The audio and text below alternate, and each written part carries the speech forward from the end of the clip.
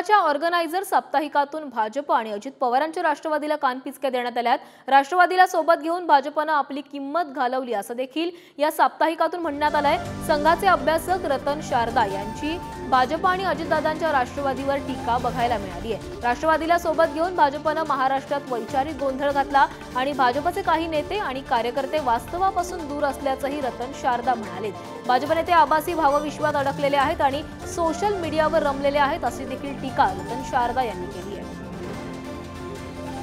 दरम्यान ऑर्गनायझर साप्ताहिकातील लेखातून भाजप आणि अजित पवारांच्या राष्ट्रवादीला कानपिचक्या देणारे संघाचे अभ्यासक रतन शारदा यांच्याशी बातचीत केली। आमचे प्रतिनिधी ओम देशमुख यांनी।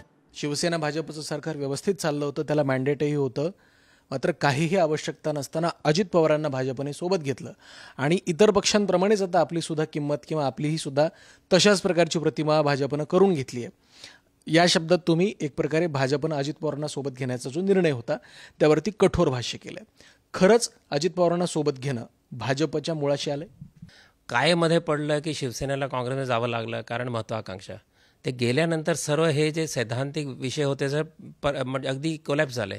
शिवसेना ज्यांना मुसलमान 1993 पासून अगदी घाबरतात, ते काय बाळासाहेब ठाकरेचे आदेश होते त्याप्रमाणे जे काही त्यांनी हिंदुंना वाचवलं, त्यामुळे मुसलमान मतं कधी त्यांना पडत नव्हती। यावेळी त्यांना जिंकायला मुस्लिम मतं लागली, पोलराइज टोटल मुस्लिम मतं मिळाली। मग शिवसेना कशी हिंदुत्व पार्टी राहिली, इथून गोंधळ सुरू होतो। मग पुढे दल तुटले, सर्व पॉलिटिकल पार्टी तुटल्यात। हा जो इलेक्शन होता हा BJP वर सुद्धा नव्हता, हा 2 बायपोलर नव्हता, हा मल्टीपोलर होता। 2 NCP, 2 शिवसेना, एक काँग्रेसचे माणूस BJP मध्ये, एक काँग्रेस पार्टी बाहेर। मत जायला जातो त्याला घड्याळ पाहिजे, त्याला धनुष्यबाण दिसतो, त्याला धनुष्य पाहिजे त्याला हात दिसतो। हा जो गोंधळ होता वैचारिक, ते मी सांगितलं नाही, मतदानाने सांगितलं। जर 2-3% पुढे मागे झाले असते तर भाजप युती जिंकली पण असती, पण पुढे असेंब्लीमध्ये तेच होणार, कारण एक सैद्धांतिक क्लिअर कट भूमिका होती ती आता अगदी गडबडली। NCPला BJPचे वोट मिळाले नाहीत, BJPला NCPचे वोट मिळाले नाही, हे दिसतं आपल्याला। जर असं झालं असेल मग कुठेतरी कठीण आहे ना। अजित पवारला घेतलं ते माझा सैद्धांतिक हा कारण आहे। अजित पवार उत्तम ॲडमिनिस्ट्रेटर आहेत, उत्तम मंत्री आहेत। आधी MV आघाडी होती, तेच मुख्यमंत्रीचं काम करत होते, कारण मुख्यमंत्री सांगणारा घरी बसला होता, फेसबुकवरनं ते काही सांगत होता। 2दा फक्त मंत्रालयात गेला, कोणी सांभाळली गव्हर्नमेंट? NCPने। का शिवसेना तुटली? कारण त्यांच्याकडे पॉवर होती, शिवसेनाकडे नव्हती। हे लक्षात आल्यानंतर काय इथे गोंधळ झाला तुमच्या लक्षात येईल। थोडक्यात भाजपनं अजित पवारांना सोबत घेतलं, ही खूप मोठी चूक भाजपची झाली असं म्हणता येईल, हो किंवा नाही? अजून पुढे बघू आपण, लोकांना पटलं नाही हे नक्की आहे।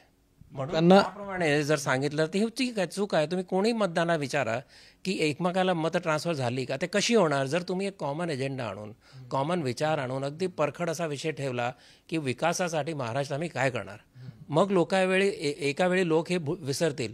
पण शिवसेना काँग्रेसमध्ये त्यांचा मोठा मतदानाचा प्रकार जो आहे तो मुस्लिम मतदान, आणि इथे या बाजूला जे संघाला शिव्या द्यायचे ते लोक ते संघाबरोबर, हा जो प्रकार आहे याचा उत्तर त्यांना शोधावं लागणार आणि त्यांना काहीतरी कॉमन एजेंडा काढावा लागणार, नाही तर चूकच आहे। अजित पवारांच्या राष्ट्रवादीच्या नेत्यांकडनं या लेखावरती आता टीका टिप्पणी केली जाते, खरं तर आक्षेपही घेतले जात आहेत, त्यांना काय उत्तर द्याल तुम्ही?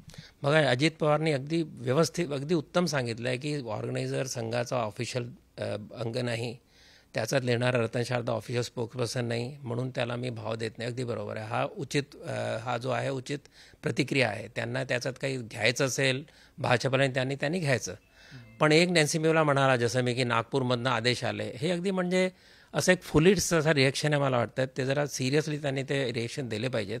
व्हिडिओ जर्नलिस्ट श्रीकांतसह मी ओम देशमुख, पुढारी न्यूज, मुंबई।